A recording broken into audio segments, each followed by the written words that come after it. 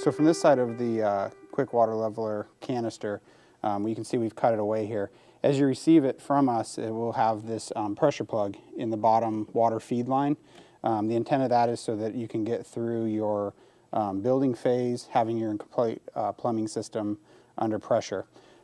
These are all torqued in at our factory to ensure a nice tight seal there.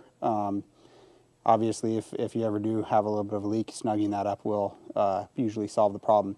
Down inside here, there's a slot for a flat nose screwdriver to help you remove that. This one is just lightly in there for demonstration purposes, so I'm going to remove it. So when you get done with the installation, you'll pull out this pressure plug. This is just a throwaway item. In your kit, you'll have a restriction seal that goes down inside of the hole that you took the pressure plug out of.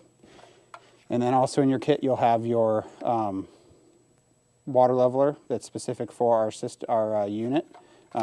Turning the bottom and extending it, you can control the overall height of the unit.